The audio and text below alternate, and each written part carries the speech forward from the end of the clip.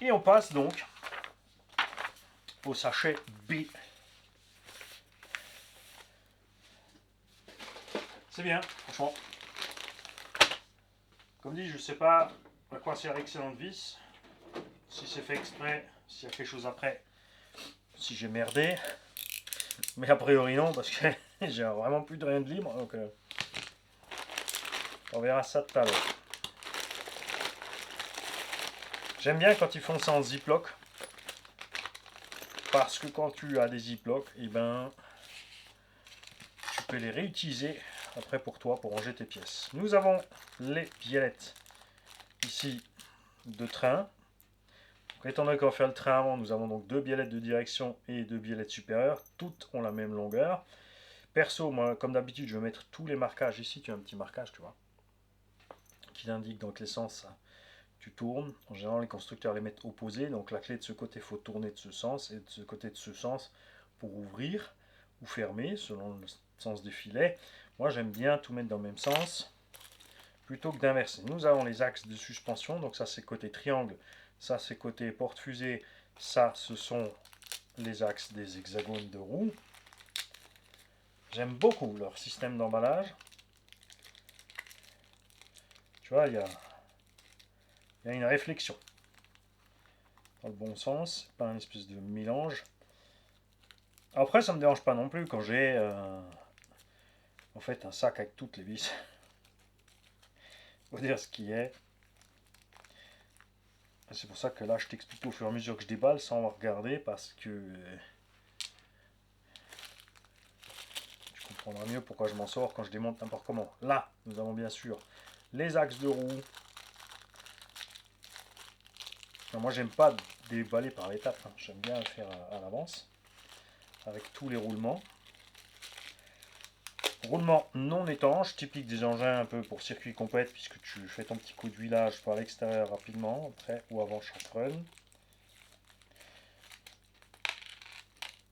Les roulements en direction, de toute façon, dans cette dimension-là, pour les trouver étanches, c'est de toute façon compliqué.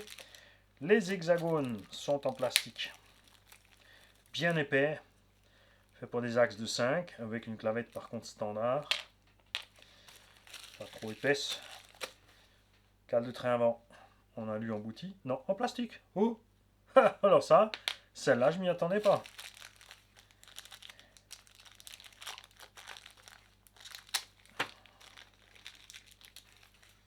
Le sachet de visserie. Est-ce que tu es encore à l'écran, Mani? Oui, je suis encore à l'écran.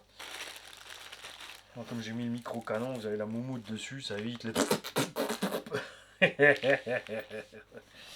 Alors, qu'avons-nous là? Nous avons une paire de cales qui, je pense, servira à se mettre soit entre les roulements, soit quelque part entre une biellette pour régler sa hauteur, enfin une rotule, au niveau de la direction, soit peut-être qu'on peut déplacer le porte-fusée avant, d'avant en arrière.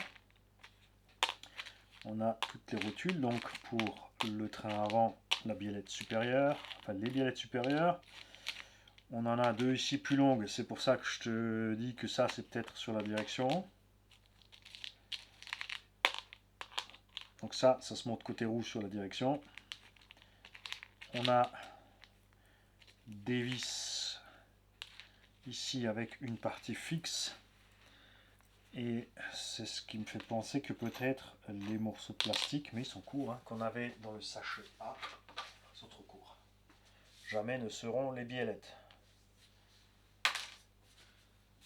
Mais ça sert bien à fixer. Ah, peut-être que ça fixe les portes-fusées. Ok, ça doit être pour les portes-fusées. Et après, un paquet de vis de différentes longueurs. Ça, ce sont des petites vis qui serviront à verrouiller les axes dans les triangles. Théoriquement, on en a 8, puisqu'ils sont bloqués devant et derrière. S'il y en avait 4, on aurait pu dire qu'ils ont fait des trous borgnes. Mais là, clairement, ils n'ont pas fait des trous borgnes. Sinon, on n'en aurait que 4. Et là, j'en ai que 7. C'est pour ça que je te dis toujours de ne pas jeter tout de suite les plastiques quand tu les déchires, parce que des fois, il reste une pauvre vis quelque part planquée au fond, ou accrochée dans une autre pièce. Mais là, ils n'étaient pas ensemble, donc il n'y a pas de raison que ce soit accroché ailleurs. On va faire comme tout à l'heure aussi, j'avais dit que le BTR, je ne le voyais pas tout de suite. Donc là, on se retrouve par contre avec plein de longueurs différentes sur la section de montage de ce train avant. Il faudra donc faire attention où c'est que tu mets quoi.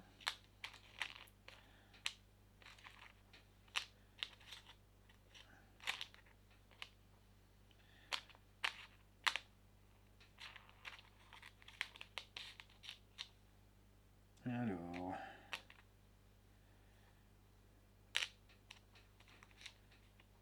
Ok.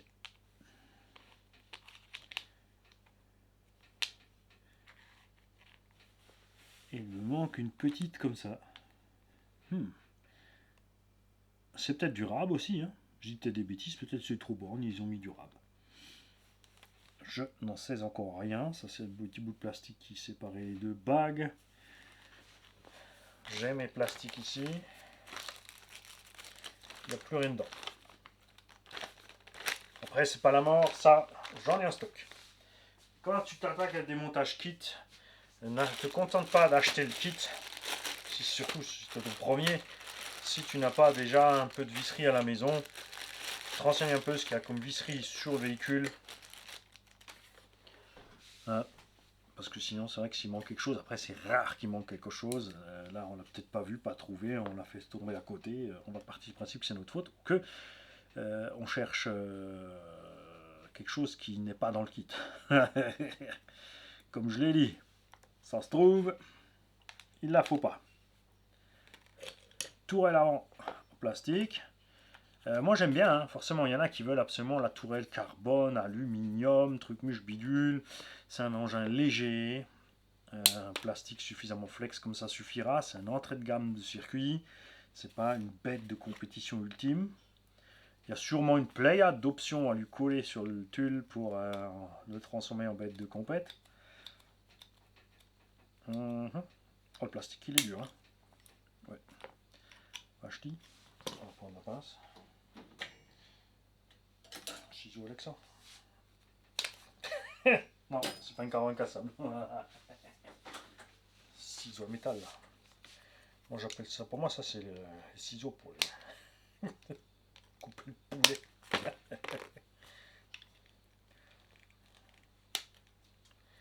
Ok, ça ci sont les chapes.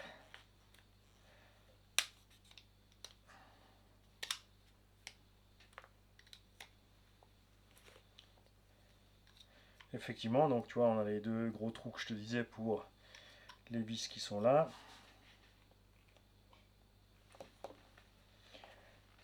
Si vous entendez du bruit, ne vous en faites pas, c'est le cornichon qui est en train de s'entraîner. On le laisse s'entraîner tranquille, on ne traîne pas toujours les pattes, hein, c'est un ado. Il faut son autonomie. Si on entend hurler, c'est qu'il est coincé, là j'irai voir. Ok.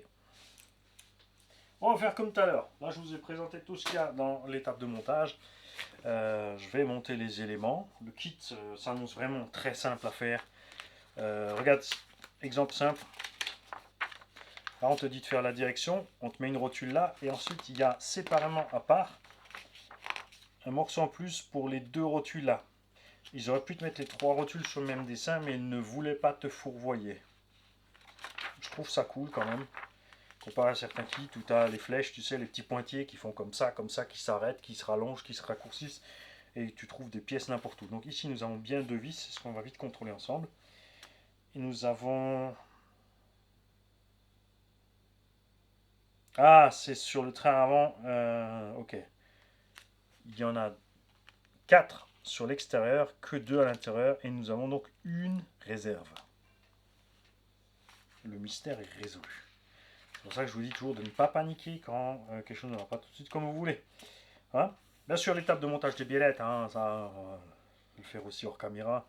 C'est bon, on l'a vu. Oh mon dieu, regarde, ils utilisent une pince standard pour fixer la biellette. Pourtant, c'est une notice ultra professionnelle, puisque c'est la notice pour les pros. Oh là là, pourquoi ils prennent pas une pince spéciale à boule? Il faut leur vendre un truc à 30 balles qu'on a fabriqué pour 2 euros. Quoi? Bah ouais, je me barre. Allez, on se rejoint tout à l'heure avec le train avant, normalement assemblé. Et ça fait, tu vois, ça va vraiment bien. On parle chaque fois systématiquement. Là, nous avons donc une double page, une troisième. Ça s'arrête là. Et après, ici, on a le B7. Ah oui, il n'y a pas tout déballé, Mani. C'est comme ça qu'on fait un bon striptease. Tu déballes pas tout de suite. Le pare-choc avant, donc typique des shortkers. Ça, j'aime bien. Plot de carreau. Ah, méga flex. Ça s'annonce bien. Renfort du pare-choc. Et les roulutes, comme disait l'ouvrier qui travaille avec moi.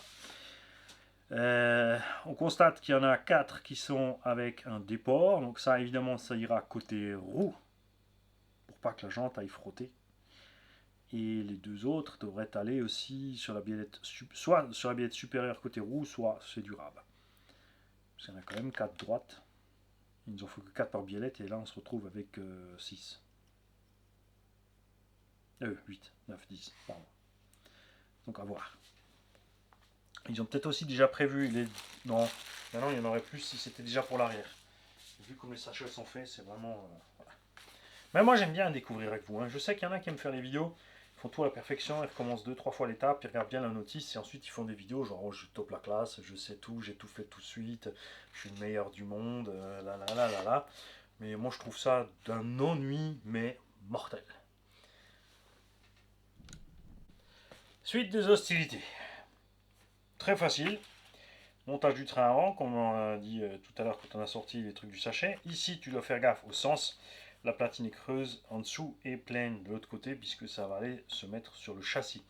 Tu as bien au détail le côté gauche et le côté droit. Ça, c'est assez rigolo que tu aies ce gros détail-là. Ici aussi, en gros, le détail de montage pour juste un axe et 2 vis sur le triangle. Et j'insiste là-dessus parce que regarde maintenant ce qui se passe. Fini les détails.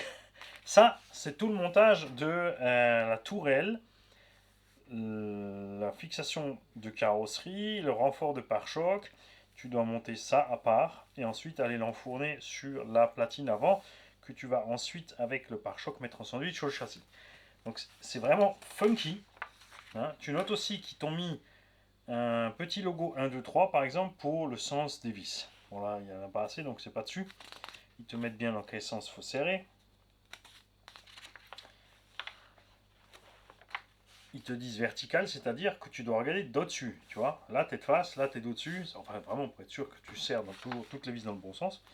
On verra si à un moment, les pistes, ça pas inversé. Et là, tu vois, c'est écrit 1, 2, 3. 1, 2, 3. Tu as tes étapes dans l'ordre, sauf que là, tu as une 4.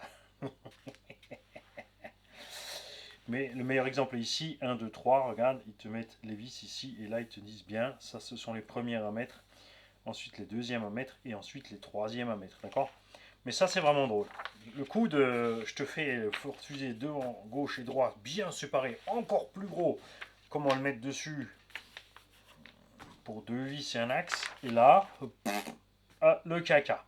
Ensuite, tu as comment mettre tes biellettes de liaison entre tourelle et porte-fusée. Et là, tu as le pare-choc. Les biellettes de direction arrivent après. Tu vois, là, tu es nouveau parti en détail total.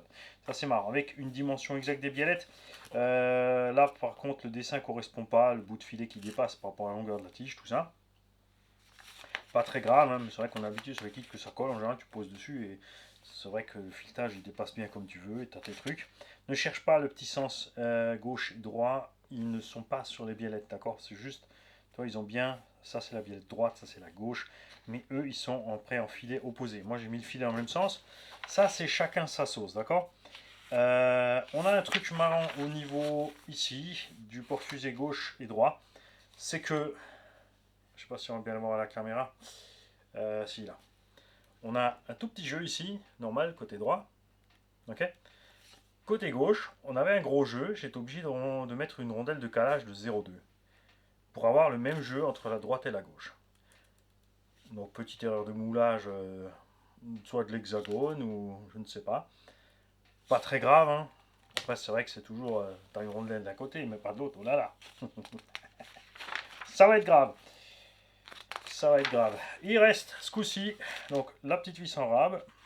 1, 3 par 10 en rab et les deux rondelles plastique dont il n'y a aucune utilité dans cette partie du kit. N'oubliez pas que ces fabricants font différents modèles sur une même plateforme. Donc les kits contiennent aussi une partie des pièces comme c'est par grappe de modèles précédents ou antérieurs. À voir. Et on va pouvoir attaquer le sachet chez 1.